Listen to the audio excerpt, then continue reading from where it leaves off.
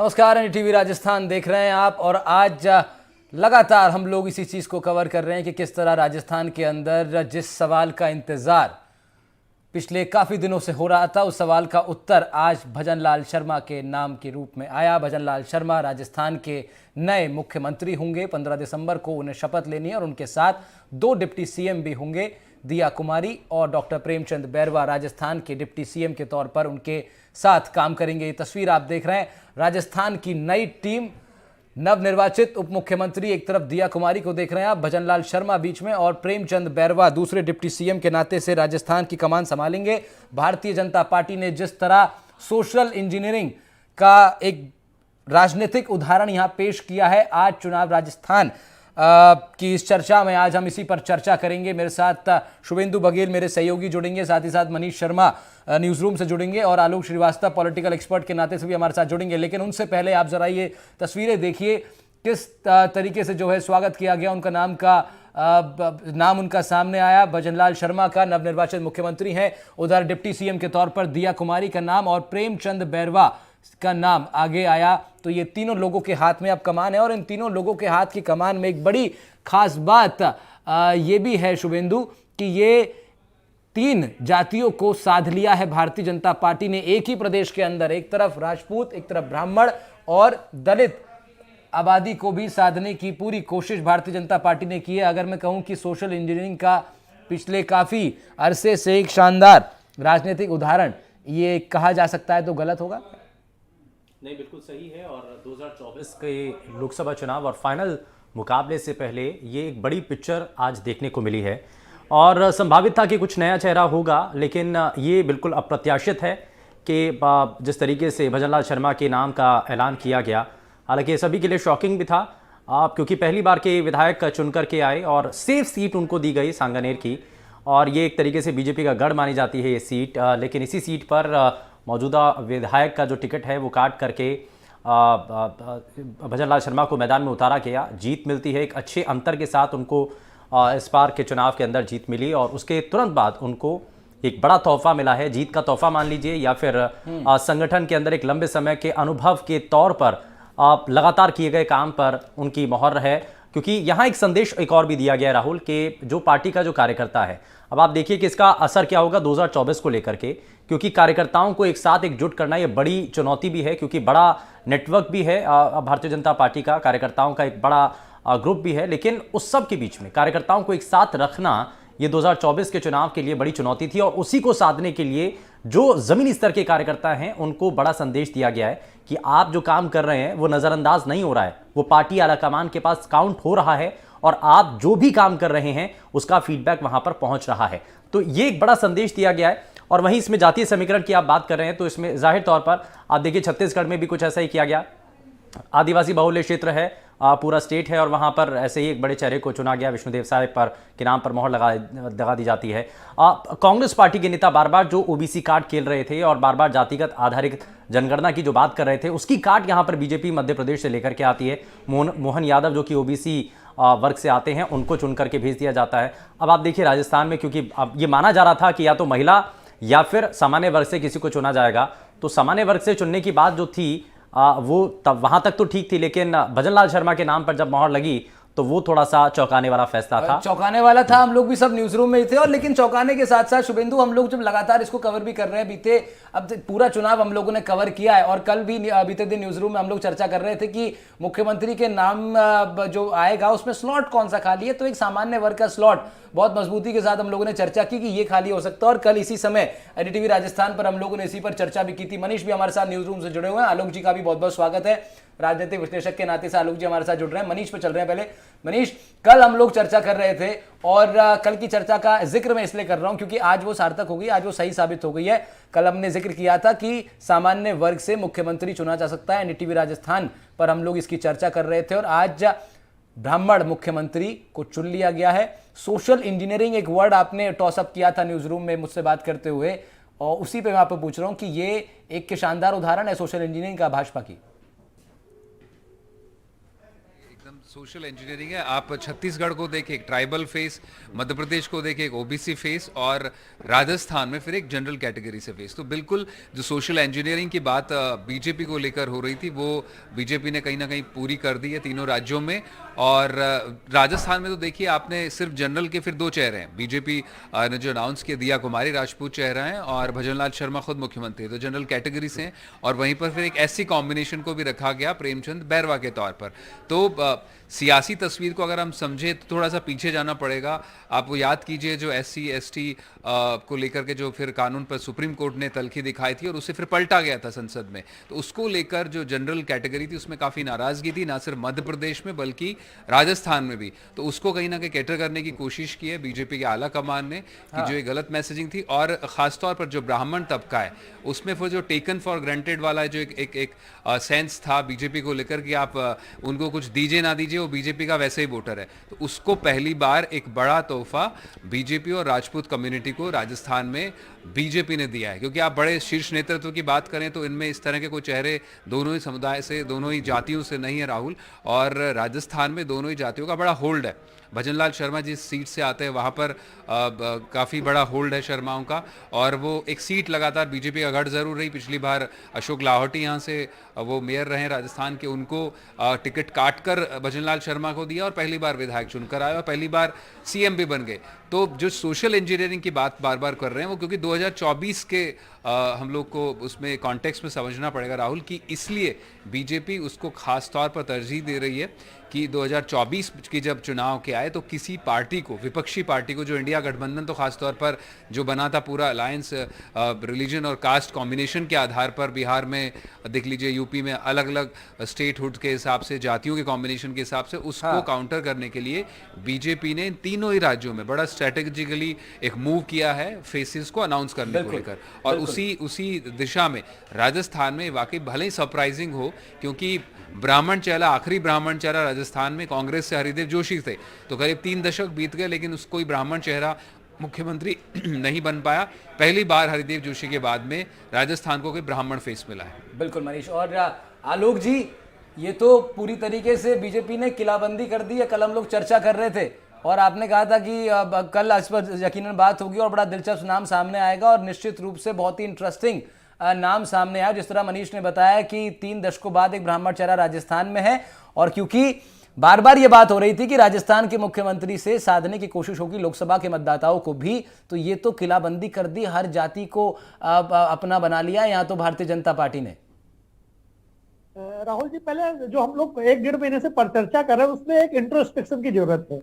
हमने NDTV राजस्थान में कहा था कि वसुंधरा राजे किसी भी कीमत पे मुख्यमंत्री नहीं होंगे। शायद मैं पहला व्यक्ति था जो मैं उतने समय से रिस्क ले रहा था, जब 1-1.5 महीने पहले से, जब चुनावी बिगुल फीका तब मैंने नहीं बनेगी। अंदर से डर लगता था, लेकिन मैं रिस्क ले लेता हूँ ट्यूशन बेस, क्योंकि कोई सूत्र बीजेपी में काम करते नहीं है। जो कहते हैं सूत्र के अनुसार वो सब गलत होता है। तो इसलिए एक जो हमारा अपना राजनीतिक अनुभव था, मुझे लग गया था कि वसुंधरा राजे मुख्यमंत्री नहीं होंगे, वो नहीं हुए। फिर मैंने कहा था कि दिया कुमारी महिला है, महिला पार्टिसिपेशन हो सकता है, मुख्यमंत्री हो सकती है। ठीक है, थोड़ा चूक गए, डिप्टी CM तक आए। फिर मैंने कहा था कि अगर दिया कुमारी नहीं हो सकती है तो एक दलित चेहरा आगे लाया जा सकता है। तो दलित चेहरे में थोड़ा हम फिर चूक गए और डिप्टी CM है। और तीसरी बात ये कहा था कि सवर्ण की तरफ अगर भारतीय जनता पार्टी जाएगी तो कोई चौंकाने वाला नाम भी आ सकता है, तो चौंकाने वाला नाम भी आ गया। तो इस हद तक इतना अनुमान हमारा NDTV पर सही हुआ। नाम पर कोई भी व्यक्ति बता पाना संभव नहीं था कि नाम कौन होगा, किसी भी पॉलिटिकल पंडित की शायद मेरे इसमें जानकारी नहीं है। कल तो लाइन भी एक चल रही थी बड़ी प्रचलित, बड़ा पॉपुलरली लाइन चल रही थी शुभेंदु भाई, कल चल रही थी कि भाई सूत्र भी सदमे में है। तो सूत्र भी सदमे में आ गए हैं भारतीय जनता पार्टी, इस तरह के देखिए सदमे की बात है। तो आप उस आज की जो बड़ी तस्वीर थी, जब अनाउंसमेंट हो रही थी कि CM कौन होगा, तो जब वो पर्ची लेकर के, पर्ची का बड़ा जिक्र है सोशल मीडिया पर, आप देखेंगे तो वो पर्ची वाला सीन जो है वो तस्वीर बड़ी वायरल हो रही है। तो आलोक जी, ये बड़ा शॉकिंग भी था। क्या ऐसा लगता है कि जब राजनाथ सिंह ने वो पर्ची जो है वो वसुंधरा राजे के हाथों में थमाई, तो उस वक्त, उससे पहले तक उनको भी नहीं पता था? क्या वो पर्ची देख करके वो भी शॉक थी, या पहले से पता था? क्योंकि रायशुमारी तो ज़रूर की जाती है, और खास करके वसुंधरा राजे जो कि प्रबल दावेदार हैं, और राजस्थान में अगर कोई CM पद का कैंडिडेट अगर उतारा जा रहा है या चेहरा अगर घोषित किया जा रहा है, तो बिना रायशुमारी के तो शायद नहीं होगा। तो आपको क्या लगता है, पहले से उनको मालूम था या उसी वक्त उनको पता चला, तभी वो बड़ा शॉक उनका रिएक्शन था? एक्सप्रेशन से तो शॉक ही लग रहा था। सुबेश जी, मैं आपको बताऊं, भारतीय जनता पार्टी में 4 लोगों के सिवाय 5वां किसी व्यक्ति को नहीं पता था। मैं दावे के साथ कह सकता हूँ। कौन कौन लोग हो सकते हैं? भारत के प्रधानमंत्री जी, गृह मंत्री जी, रक्षा मंत्री जी और जेपी नड्डा जी। इसके अलावा अगर कोई ये कहे कि 5वां किसी को पता था, मैं मानने के लिए नहीं तैयार हूंगा, भले उसे पता क्यों ना हो। इसलिए भारतीय जनता पार्टी इस समय, अच्छा, ये विधायक दल की बैठक को लेकर के कहा जा रहा था कि उसमें रायशुमारी होगी जी, वहां से तो पर्ची तो पहले से आई थी, और राजनाथ सिंह वो पर्ची यानी कि वो संदेश आलाकमान का लेकर के पहले से ही आए हुए थे, और उनको यानी कि इल्म था कि कौन बनने जा रहा है। सिर्फ आकर के वो मैसेज कन्वे करना था, और वो कन्वे भी वसुंधरा राजे के जरिए करवाया गया। तो ये भी एक मैसेज था कि देखिए, क्योंकि बड़ी कद्दावर नेता है, और अगर पैरेलली कोई और दूसरा नेता अगर सीएम बनाया जाता है तो जाहिर तौर पर वसुंधरा राजे शायद उतना एक्सेप्ट नहीं करती, लेकिन भजनलाल शर्मा को मुख्यमंत्री बनाना, ये वसुंधरा राजे क्या एक्सेप्ट कर पा रही हैं? देखिए सुबेन भाई, मैं एक बात कहूं आपको, वसुंधरा राजे किसी भी अपने पैरेलल कंपटीटर को कि ये बन सकता है, ये बन सकता है, उसमें तो विरोध करेंगी। अब लग रहा है ना कि अगर किसी को नहीं बनना है तो हमने वाले में से किसी को नहीं बनना, हमारा कोई दुश्मन, हमारा कोई पॉलिटिकल कंपटेटिव, दुश्मन सब गलत है, पॉलिटिकल राइवलरी, पॉलिटिकल कंपटीशन में जो रहने वाला, अगर वो नहीं बन रहा है तो हम मानव है, हमें बड़ी खुशी मिलती है कि अगर हमको नहीं मिला तो फलानवा को भी नहीं मिला है। तो मुझे लगता है भारतीय जनता पार्टी ने वसुंधरा राजे की इस बात को कहीं न कहीं पर इनडायरेक्टली मान लिया। इस पर जरा मनीष भी हमारे सहयोगी हमारे साथ बने हुए हैं, जरा उनसे भी एक रिएक्शन ले लेते हैं, उनके पास एक महत्वपूर्ण जानकारी है। मनीष, आप इसमें समीकरण क्या कहते हैं? अगर भजनलाल शर्मा का नाम अनाउंस हुआ तो वसुंधरा राजे क्या वाकई में एक सदमे में, या कहें कि एक्सेप्ट कर लिया क्योंकि आगे बढ़ाने वाली वही? नहीं शुभेंदु, देखिए बिल्कुल सही बात यह है कि सदमे की जब बात की जाए तो इस तरह से नहीं, क्योंकि बीजेपी जो पॉलिटिकल फंक्शनिंग बीजेपी में खासतौर पर पिछले 10 सालों में देखे तो कहीं पे कोई रेबेल देखने को मिला नहीं है। जो एक फैसला आलाकमान करता है दिल्ली से, जो जोड़ी है अमित शाह और प्रधानमंत्री नरेंद्र मोदी की, वो करती है, उसको सर्वसम्मति से नीचे कम्युनिकेट कर दिया जाता है और कोई बड़ा आदमी कम्युनिकेट करता है। राजस्थान में खासतौर पर आप देखिए कि जो पर्यवेक्षक थे, जो ऑब्जर्वर थे, उसमें सबसे तीनों राज्यों की बात करें तो सबसे बड़ा चेहरा राजनाथ सिंह थे राजस्थान में। उनके कद का किसी भी राज्य में पर्यवेक्षक लगाया नहीं गया। तो निश्चित रूप से ये मैसेजिंग थी, क्योंकि वसुंधरा को मनाना एक बड़ी चुनौती थी बीजेपी के लिए। चुनाव में भी देखा गया लगातार, प्रधानमंत्री नरेंद्र मोदी की आप वो रैलियां देख लीजिए, उसमें दिया कुमारी मंच संचालन करती नजर आई थी, लेकिन वसुंधरा राजे कहीं ना कहीं पूरे इलेक्शन का जो सिनेरियो है उसमें कहीं ना कहीं साइडलाइन थी।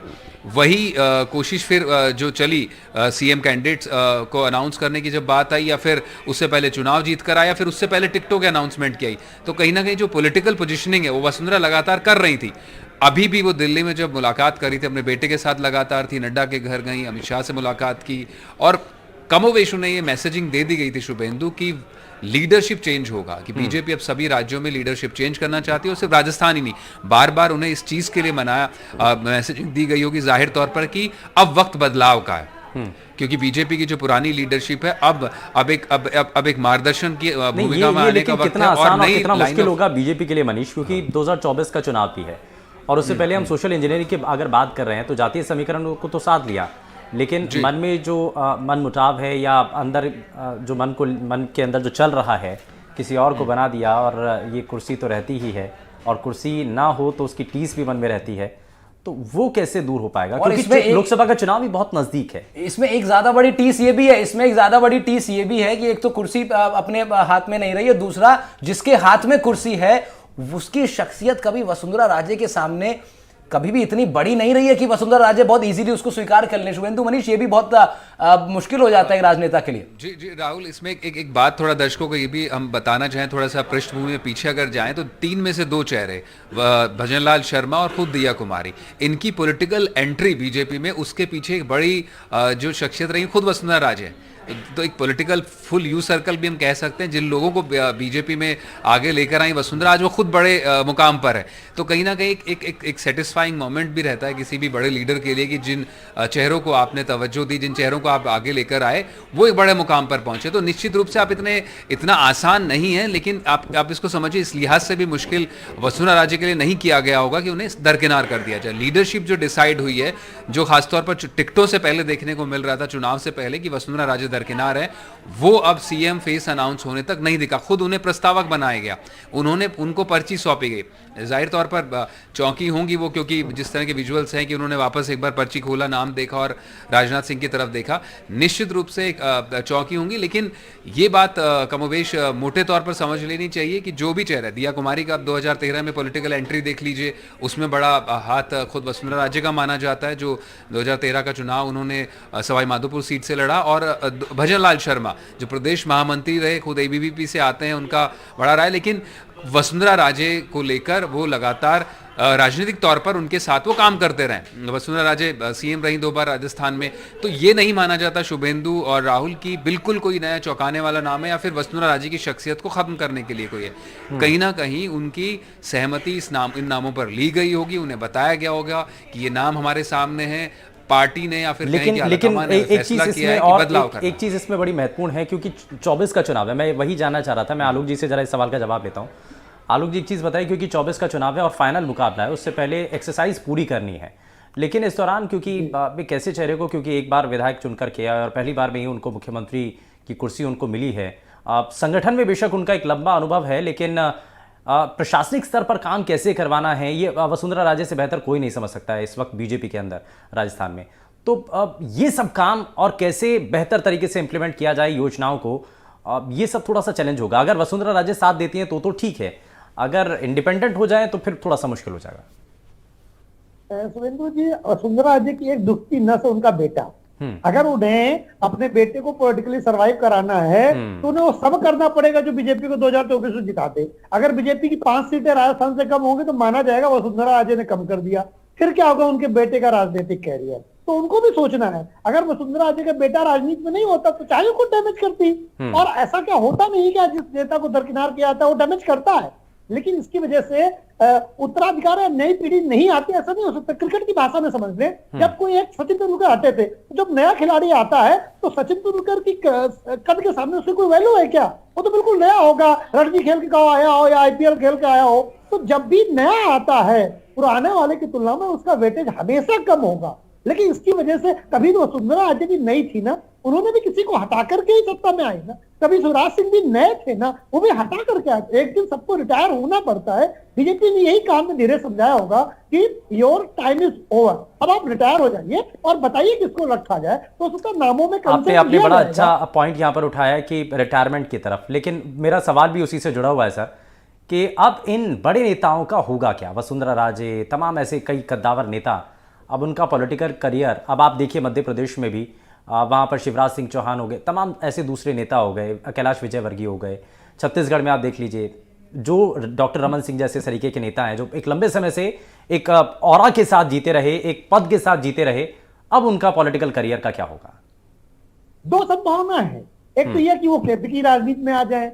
अब अगर केंद्र की राजनीति में नहीं आते, क्योंकि केंद्र की राजनीति में भारतीय जनता पार्टी के पास वैकेंसी खाली है। ऐसे अनुभवी रेखा जो क्षेत्रीय छत्रप थे, वो उनसे भारतीय जनता पार्टी ने वसुंधरा राजे और शिवराज सिंह चौहान को बहुत लंबे समय से प्रयास किया था कि आप केंद्र की राजनीति में आइए, आपका और बड़ा है, बड़े डिपार्टमेंट संभालिए, भारत सरकार की राजनीति में आइए। लेकिन वो आने से मना कर देते थे कि वहां मोदी जी के छत्र के नीचे रहने में वो मजा कहां, जहां मुख्यमंत्री बने रहने में है। तो इसलिए वो मना करते थे। तो केंद्र की राजनीति में भारतीय जनता पार्टी के पास अनुभवी नेताओं की कमी है। वो कभी इन नेताओं से पूरी हो सकती है। और अगर ये नेता फिर भी नहीं आते तो एक मार्गदर्शक मंडल तो फिर भारतीय जनता पार्टी में ही है, फिर मार्गदर्शक मंडल में जाएंगे।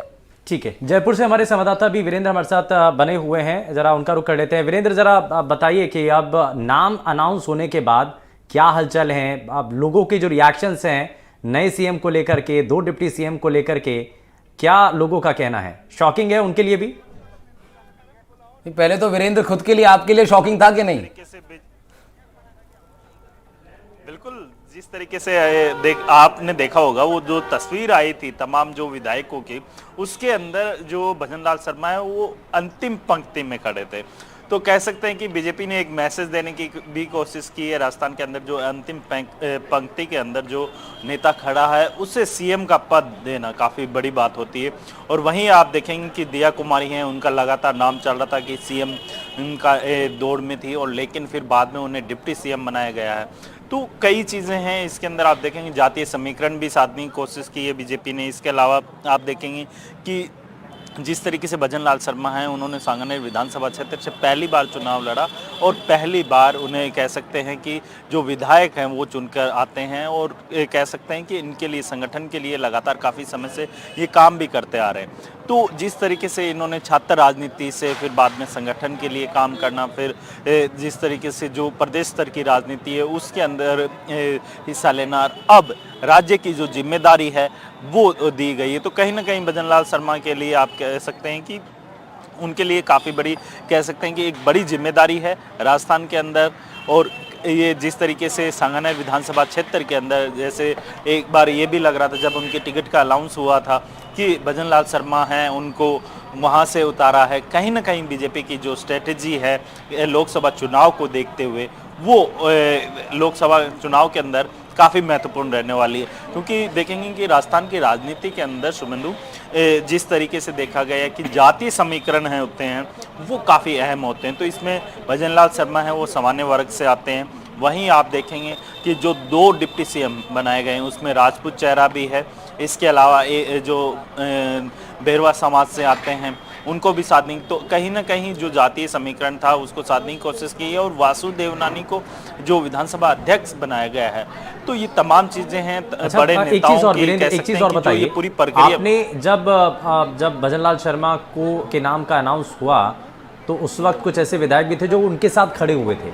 उनका उस वक्त रिएक्शन क्या था? हालांकि आपने उस वक्त बात भी की थी, उनका क्या कहना था कि क्योंकि उनके साथ बैठे हुए हैं और अचानक से नाम अनाउंस हो जाता है भजन लाल शर्मा का, उनकी रिएक्शन क्या था? देखिए, जब पूरी ये विधायक दल की बैठक चल रही थी, इस बैठक के दौरान जो वसुंधरा राजे सिंधिया है उन्होंने जो मुखिया का नाम है वो अनाउंस किया। जब भजन लाल शर्मा का नाम आया और वसुंधरा राजे सिंधिया के द्वारा जब अनाउंसमेंट किया गया कि भजन लाल शर्मा है उनको सीएम बनाया जा रहा है, तो किसी भी विधायक ने किंतु या परंतु वाला वो ऐसा प्रश्न चिन्ह नहीं उठाया जिसकी वजह से कोई ऐसा मतभेद हो। उसके बाद आप देखेंगे कि जैसे ही भजन लाल शर्मा का नाम आता है उनके साथ जो दूर विधायक हैं उन्होंने एक बात कही कि भजन लाल शर्मा को खुद को विश्वास नहीं हुआ और वो खड़े होते हैं, फिर अभिवादन करते हैं तमाम विधायकों का। उसके बाद उनके आंख से जो खुशी के आंसू है वो छलकते हुए नजर आते हैं। तो कह सकते हैं कि भजन लाल शर्मा ने जिस तरीके से संगठन के लिए काम किया है और उन्हें पे जो शीर्ष नेतृत्व ने जो विश्वास जताया है। बिल्कुल बिल्कुल। वीरेंद्र, आपने ये बताया कि वहाँ पे सभागार के अंदर क्या माहौल था, लेकिन सभागार से बाहर जब हम बाहर की ओर आते हैं तो फिर प्रदेश कार्यालय पर भी एक अलग तरह का माहौल, और वहाँ से फिर पूरे प्रदेश के अंदर अब आगे क्या, उस पर भी जरा चर्चा कर लेते हैं। मनीष के पास चलते हैं हम लोग और मनीष से जानते हैं कि अब पूरे राजस्थान के अंदर अब जो मैसेजिंग, अच्छा लेकिन मैं इस सवाल पे आऊँ उससे पहले एक बड़ा इंटरेस्टिंग मेरे दिमाग में ये आ रहा था जब वीरेंद्र कह रहे थे कि जातीय समीकरण साधने की कोशिश की गई है। मैं इससे थोड़ा सा इस पर डिस्कशन चाहता हूँ आलोक पांडे जी और मनीष आपसे और शुभेंदु भाई आपसे भी, कि जातिगत समीकरण बहुत अलग तरीके से साधा है भारतीय जनता पार्टी ने। ब्राह्मणों का जो वोट बैंक है वो राजस्थान के अंदर कोई बहुत ज़्यादा तो है नहीं, कोई ऐसा तो है नहीं। अगर कैलाश चौधरी का नाम आगे आ रहा था जाट के तौर पर, अगर वो नाम प्रस्तावित होता तो एक अलग जातिगत समीकरण को हम समझ सकते थे, लेकिन यहाँ ब्राह्मण को राजस्थान का मुख्यमंत्री बना करके राजस्थान का समीकरण ही नहीं पूरे देश भर का, खासतौर पर उत्तर भारत का समीकरण साधने की कोशिश की गई है। क्योंकि हिंदी पट्टी में मनीष ये बहुत मैसेजिंग जा रही थी, उत्तर प्रदेश में जो लोग रहते होंगे वो इस बात को और बेहतर समझ पाएंगे कि किस तरह ब्राह्मण वर्ग के अंदर ये मैसेजिंग थी कि भाजपा सरकार ब्राह्मण के टोटल अगेंस्ट चल रही है, ब्राह्मणों को तवज्जो नहीं दे रही है। यहाँ पर ब्राह्मण को सीएम बना करके मैं कह रहा हूँ लोकसभा को बहुत मजबूती के साथ साध लिया है भारतीय जनता पार्टी ने।